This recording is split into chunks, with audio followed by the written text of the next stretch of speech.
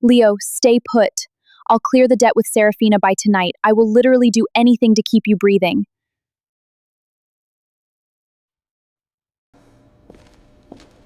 Boss, we caught the runner leaking our shipment routes to Seraphina's crew.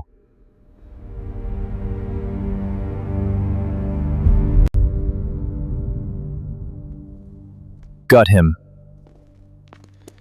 Anyone who betrays my syndicate doesn't get the luxury of a quick death. Also, boss, Mia is here.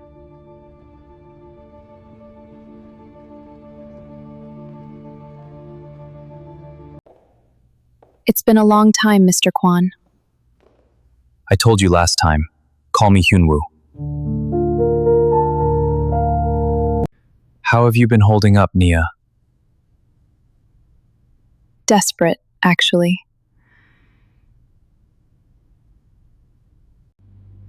Hyunwoo, I'm here because I need to ask you for a favor. I need your syndicate's protection for my brother. Why should I risk my men for a street thief? Because I will do anything for you in return. What exactly do you mean by anything? I can be your informant, your asset, your pawn. You're fiercely loyal, Nia. Why let yourself be used by a monster like me? Because I need my brother to live. His life is the only thing that matters right now. The heavy silence of the penthouse stretched between them, broken only by the distant, muffled hum of the city below.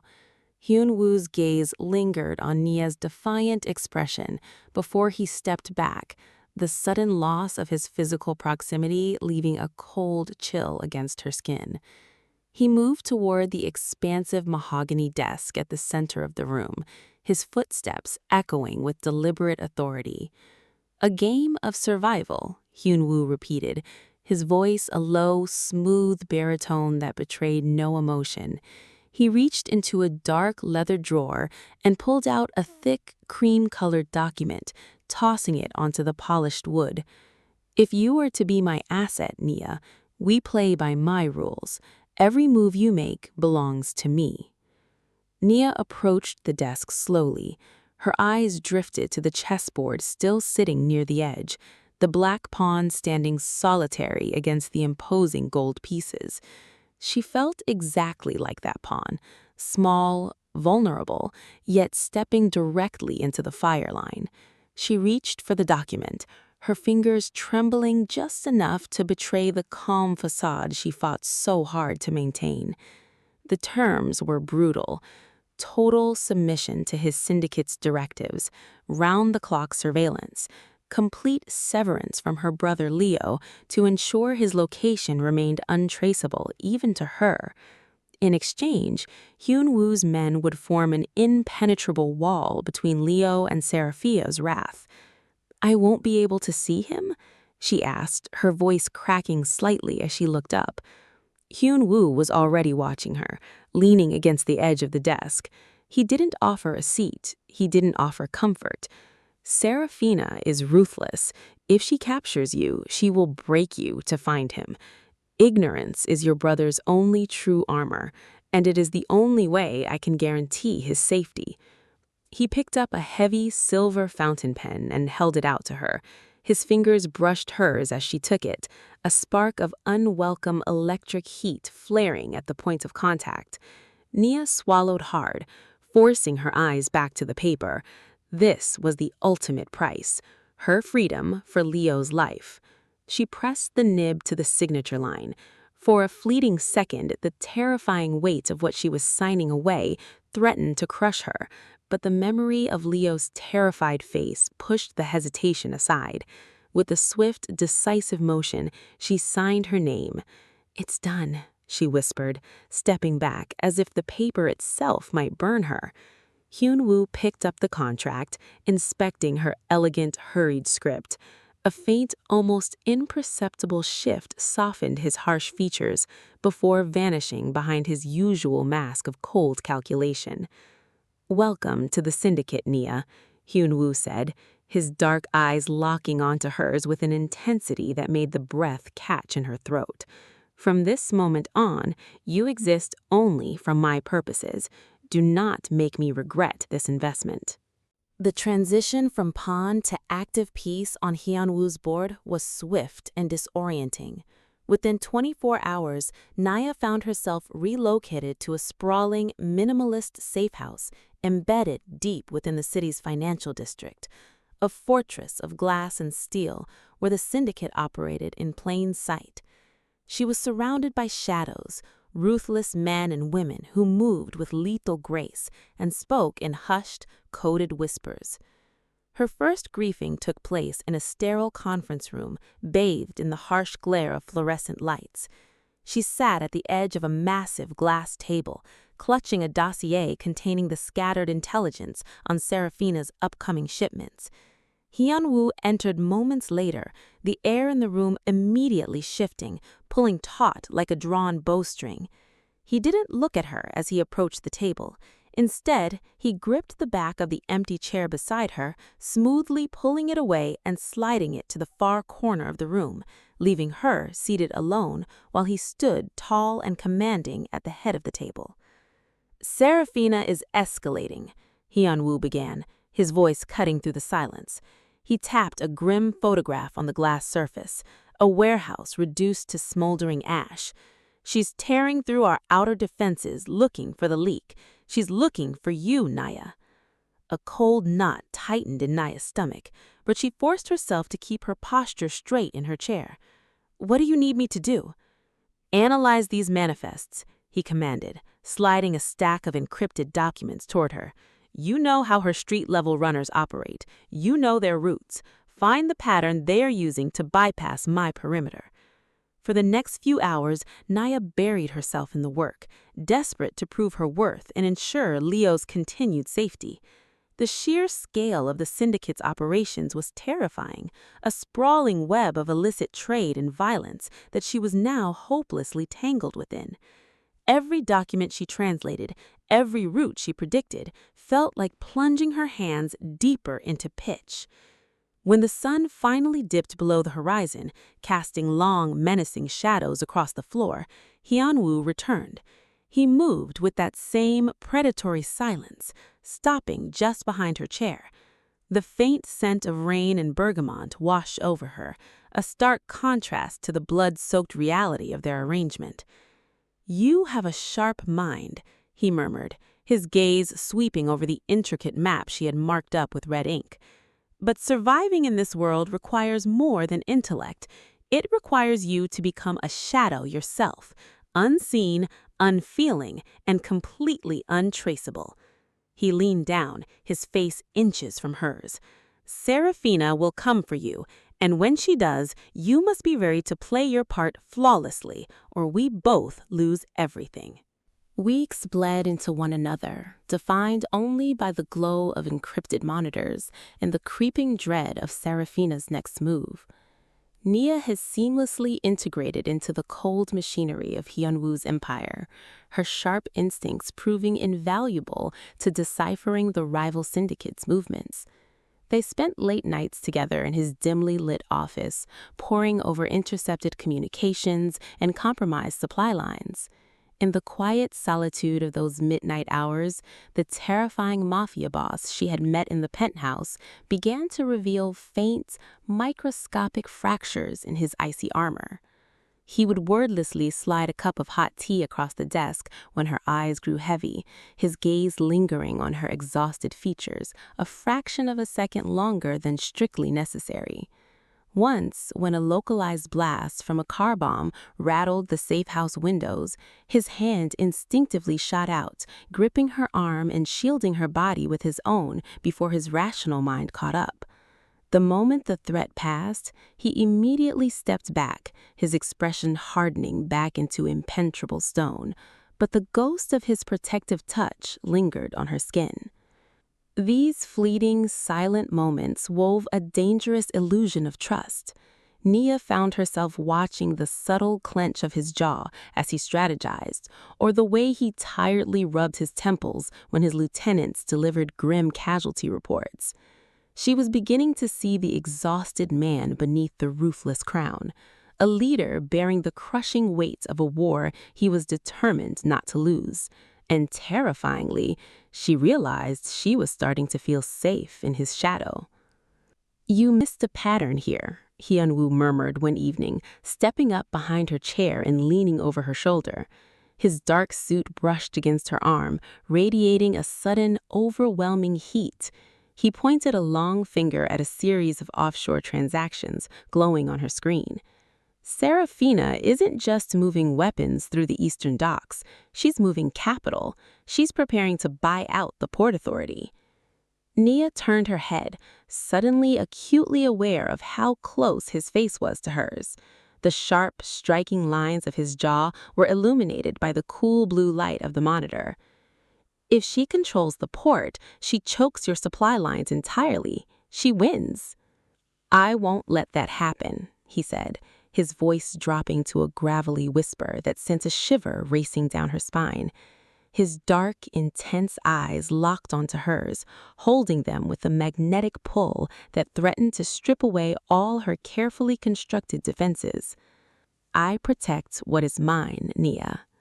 The words hung heavy in the stifling air between them, loaded with an unspoken possession that blurred the strict transactional lines of their contract.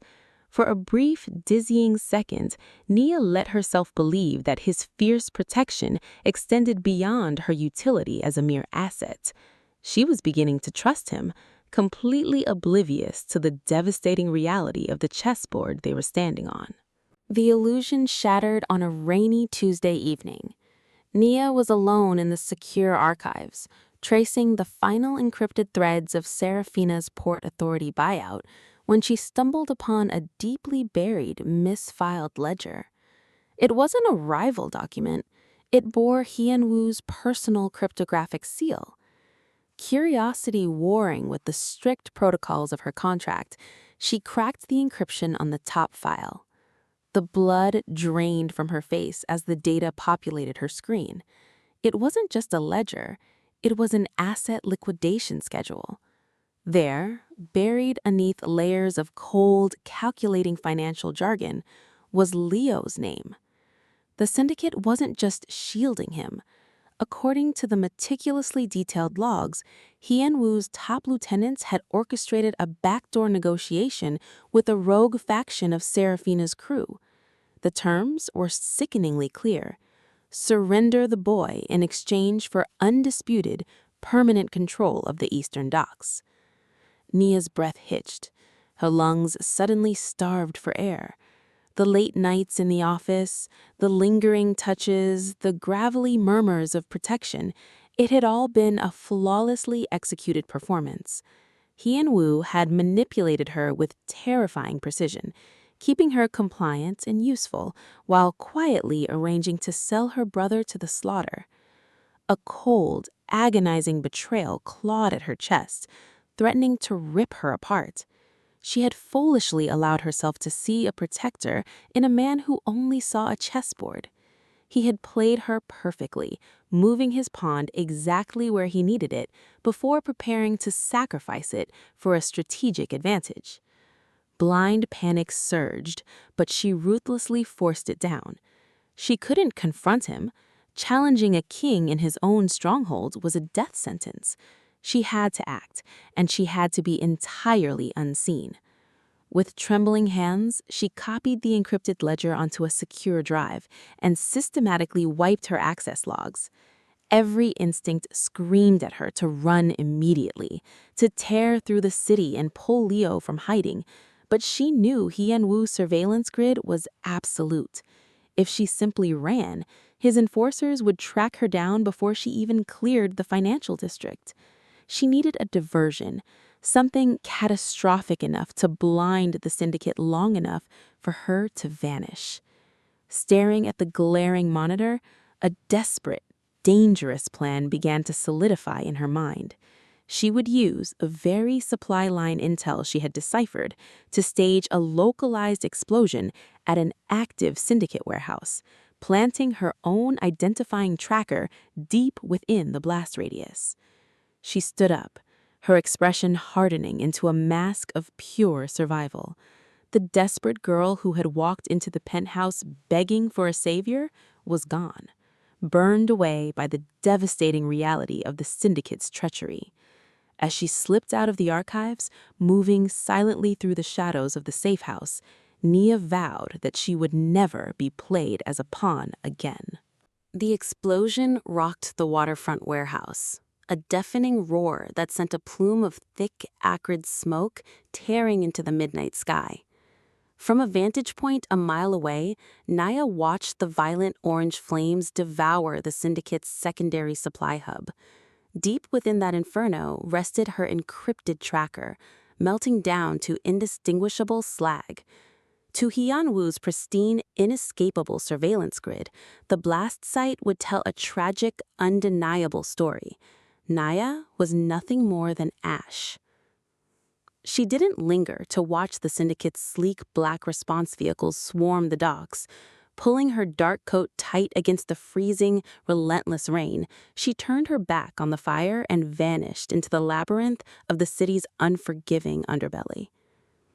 Extracting Leo was a terrifying blur of motion. Hyunwoo's guards were completely distracted, mobilized toward the catastrophic failure at the warehouse, leaving the perimeter of Leo's safe house fatally thin. She slipped through the security blind spots she had meticulously mapped out during her late nights at the monitor, waking her brother and pulling him out into the biting cold before he could even fully process the danger. Then came the silence. Naya completely severed herself from the world they knew. They didn't hide away in a dark basement or a confined, suffocating panic room. Instead, they existed in a vast, profound isolation. They became drifters, entirely untethered from the grid, moving like ghosts through desolate, forgotten stretches of the country. She left no digital footprint, no paper trail, and no whispers for either Seraphina's hounds or Hyunwoo's enforcers to follow. She ruthlessly abandoned her identity, her past, and every scrap of the life she had signed away on that cream-colored contract. Years bled away in this absolute exile. Naya transformed herself into a phantom, fiercely guarding the quiet, anonymous life she had carved out so her brother could finally breathe without fear. Yet, even in the safety of their complete detachment from society, the ghost of the Syndicate King lingered. In the dead of night, when the rural silence grew too heavy, she would remember the piercing weight of his dark eyes, the harsh lines of his jaw in the blue monitor light, and the dangerous, deceptive warmth of his presence.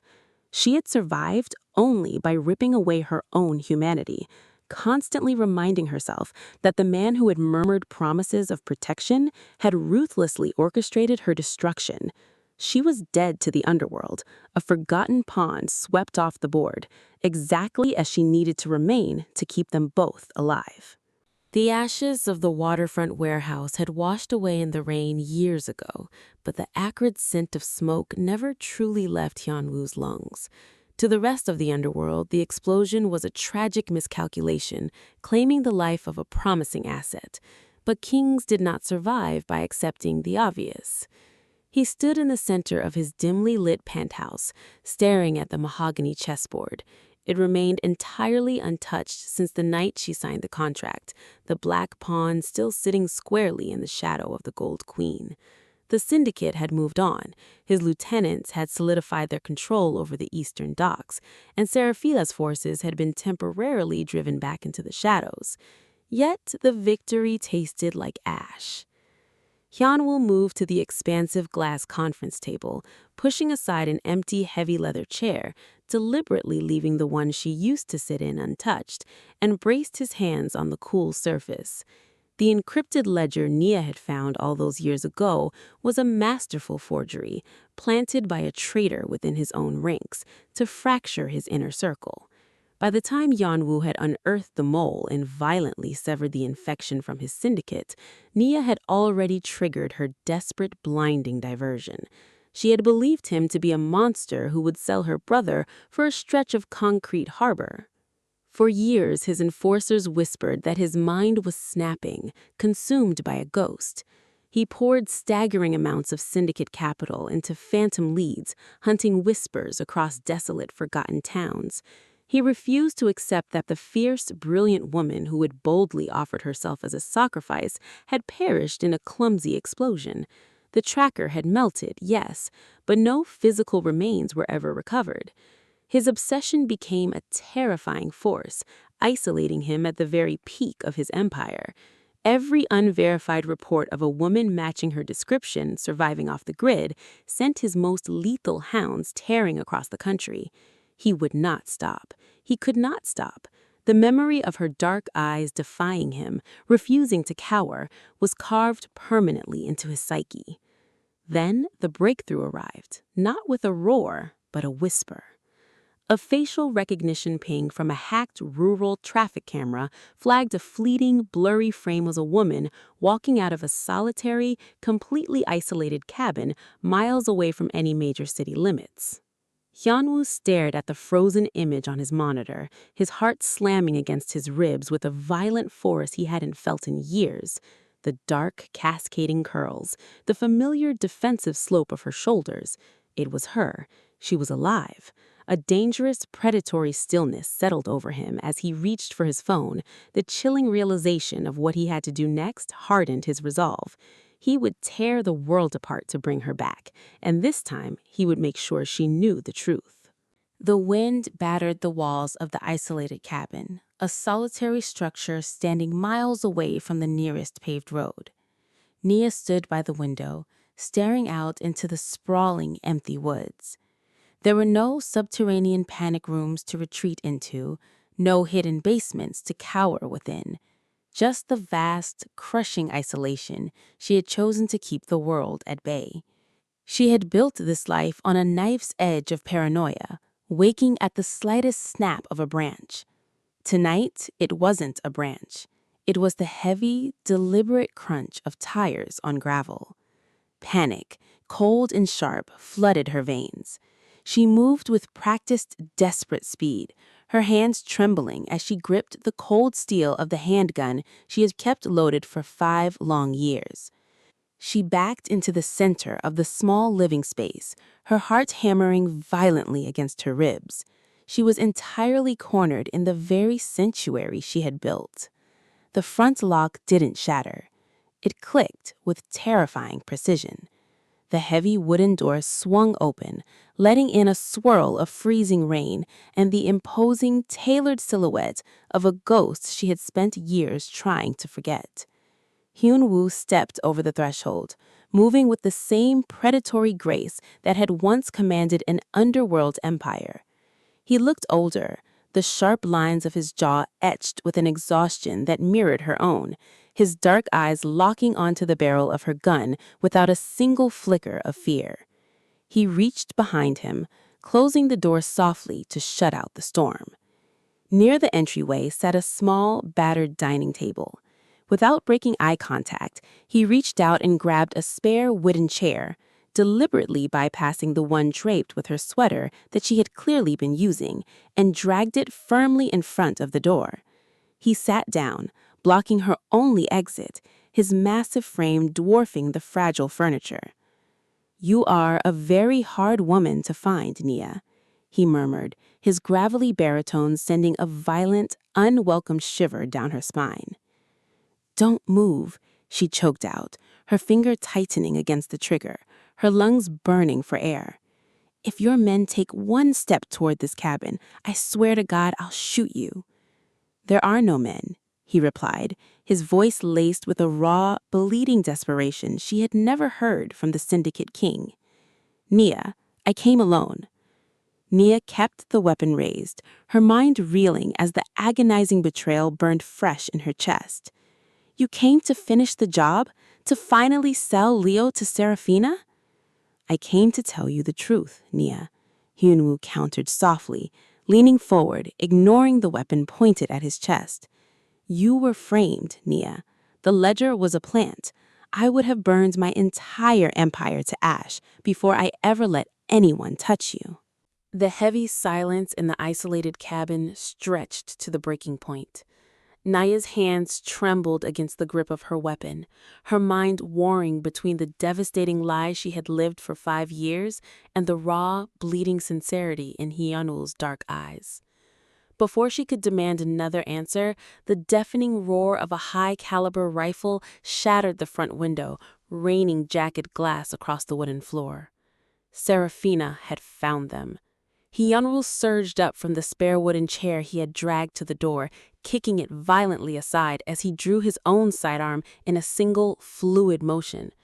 He didn't dive for cover. Instead, he threw his massive frame in front of Naya, tackling her to the floor just as a second barrage of bullets shredded the thin walls of their sanctuary. The complete isolation she had so carefully maintained was instantly reduced to splinters and ash. "They tracked my jet," Hyunwoo snarled, returning fire into the blinding storm outside. Seraphina's personal guard were outgunned. The icy panic that had paralyzed Naya moments ago evaporated, replaced by a sudden, razor-sharp clarity. The phantom she had been for 5 years died in that instant, replaced by the fierce survivor who had once walked into a Mafia king's penthouse. She crawled through the debris, leveling her gun through the shattered window frame alongside him and squeezed the trigger. Beside her, Hyunwoo shot her a look of dark, fierce pride. They fought in lethal, desperate synchronization, holding the line against the encroaching shadows. But the tactical disadvantage was absolute. Seraphina's heavily armed mercenaries poured from the tree line, their laser sights cutting through the freezing rain, closing in on the ruined cabin. Hyunwoo pulled an encrypted satellite phone from his coat, his jaw clenched so tight it looked ready to fracture. He punched in a secure frequency, the harsh glow of the screen illuminating the plaster dusting his face.